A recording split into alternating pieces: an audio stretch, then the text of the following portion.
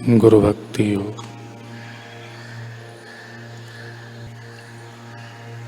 गुरु के प्रति शुद्ध प्रेम, यह गुरु आज्ञा पालन का सच्चा स्वरूप है।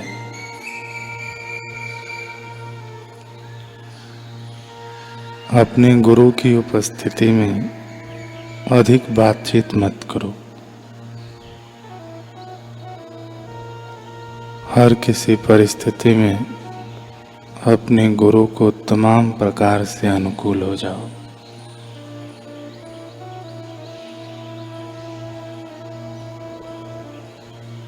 गुरु की आज्ञा का पालन करना उनके सम्मान करने से भी बढ़कर है।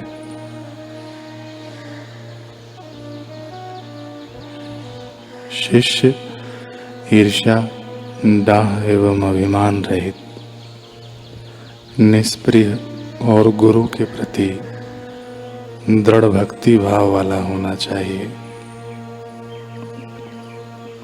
वह धैर्यवान और सत्य को जानने के लिए निश्चय वाला होना चाहिए।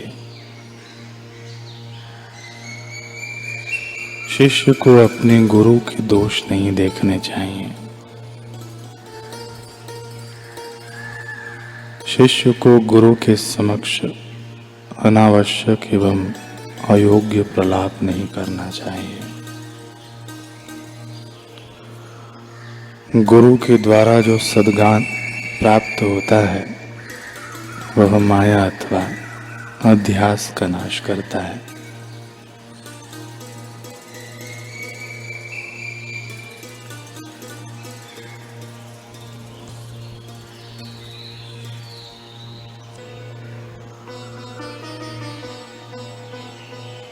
चार प्रकार के प्रमाण माने जाते हैं।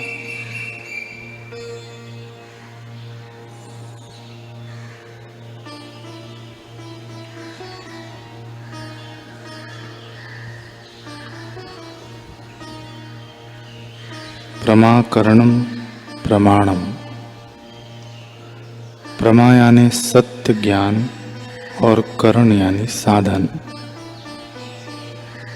सत्य ज्ञान की प्राप्ति के साधन प्रमाण कहलाते हैं।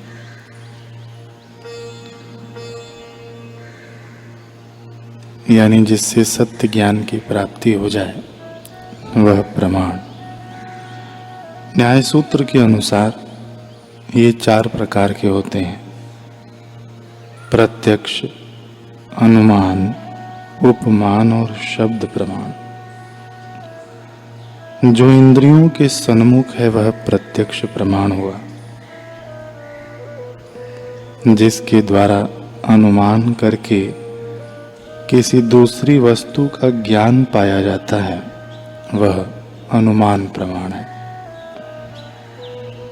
किसी जानी हुई वस्तु की समरूपता से न जानी हुई वस्तु का ज्ञान जिस प्रमाण से होता है वह उपमान प्रमाण है। चौथा है शब्द प्रमाण।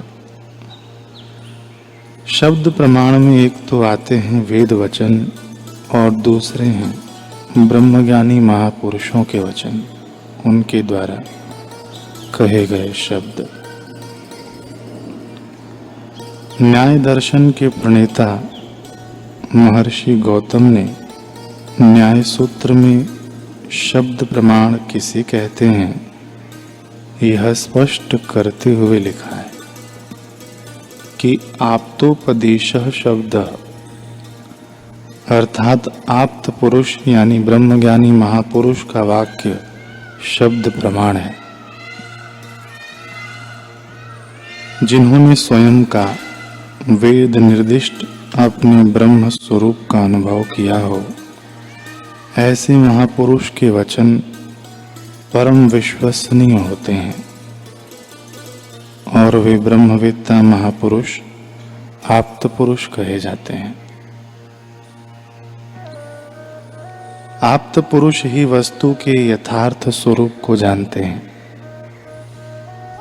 इसलिए उनके उपदेश को शब्द प्रमाण कहा जाता है। उपदेश में कल्याण का भाव निहित होता है। आप्त पुरुष सबका मंगल, सबका भला हो, इस मंगल भाव से भरकर सबको सच्चा ज्ञान देते हैं, कल्याण का मार्ग दिखाते हैं, उस पर चलने की प्रेरणा और शक्ति भी देते हैं। वेदों उपनिषदों के ज्ञान का अपने आत्म रूप में अनुभव करके लोगों की समझने की शक्ति, भाषा शैली व युग के अनुरूप दृष्टांतों आदि के माध्यम से जब वही अपौरुषेय वैदिक ज्ञान, वेदांत वेदता ब्रह्मज्ञानी महापुरुषों के श्रीमुख से वचनों के रूप में प्रवाहित होता है, तब वे वचन भी शब्द प्रमाण माने जाते हैं और उन वचनों से ब्रह्म प्राप्ति होती है।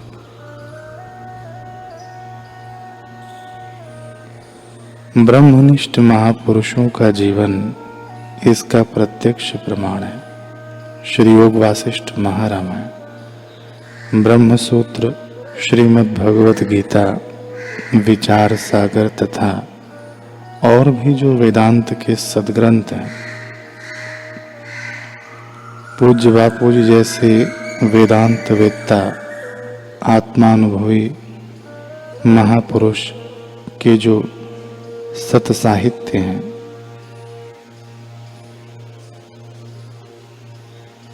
वे भी शब्द प्रमाण हैं। सत्संग अमृत के साथ इन आप्त पुरुष के प्रत्यक्ष सानिध्य दर्शन का भी लाभ मिले तो व्यक्ति, परिवार और समाज का कितना कल्याण होता है और हो सकता है, यह असंख्य लोगों ने देखा है, जानते हैं, मानते हैं। मानवीय मति माया अंतर्गत होने से सीमित है, अतः उससे जो बातें उपजती हैं वे भी सीमित, काल्पनिक और सांसारिक व्यक्ति, वस्तु, परिस्थितियों से संबंधित होती हैं। किंतु ब्रह्मनिष्ठ महापुरुषों के वचन मति से नहीं बल्कि रितम भरा प्रज्ञा से प्रस्फुटित होते हैं। मति जब यह अनुभव कर लेती है कि उसका मति रूप काल्पनिक है, वास्तव में अखंड अद्वैत एक रस परमात्मा ही है, अन्य कुछ नहीं है,